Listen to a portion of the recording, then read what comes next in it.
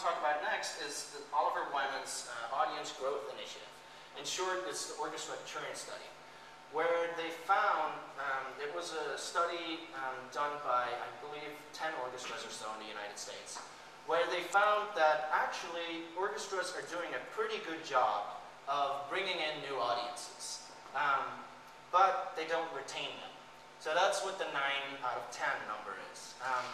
The numbers they had were 50% of the people buying tickets for orchestras in the United States, or within those 10 orchestras, 50% of them bought 1 ticket during that season.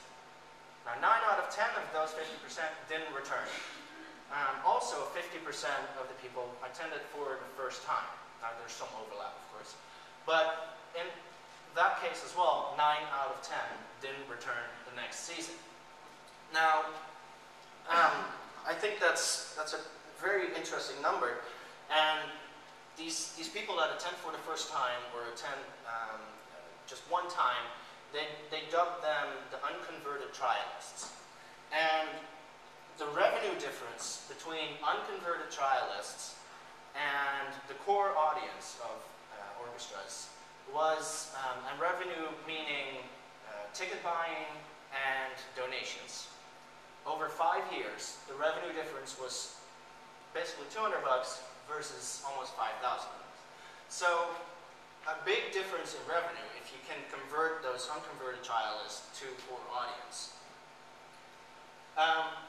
The Wyman study explained that these unconverted trialists really take into account everything as the experience. The core audience, they go to orchestra concerts for the music.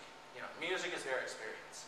But these unconverted trialists, they take everything into account, from how easy is it to find parking, how do the program notes look, what is my experience with fellow patrons at the concert, how expensive are the drinks, but also how am I marketed to, and maybe more importantly, how do orchestras follow up with me? Traditionally, of course, you know, I've experienced this. I go to one theater performance or one orchestra performance. They have my email address. All of a sudden, I'm receiving every single offer, every single concert that they have on offer in my email box or in my mailbox. And you know, I might have gone to a Shostakovich concert, and I know this is blasphemous, but I'm not a big Mozart fan. So why would I be getting Mozart concerts in my mailbox? I'm not interested in this. So, you know, these orchestras traditionally would call people and say, you know, I know you went to one concert. Do you want to buy a big expensive subscription package now? I'll tell you one story.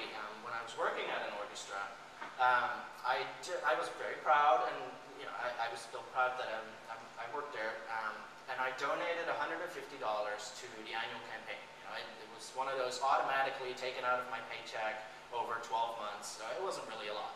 So you know, I donated $150 to the orchestra.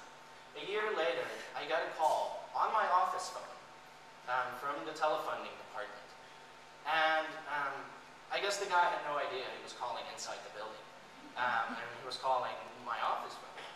And he had no idea he was calling someone at the orchestra, you know, at the same organization. And he gave me a spiel, and he obviously had a script, and he asked me for a donation of $1,500. And I said, well, you know where I work. I can't afford $1,500. You know, how do you go from $150 to $1,500 in a year? How do you go from asking that?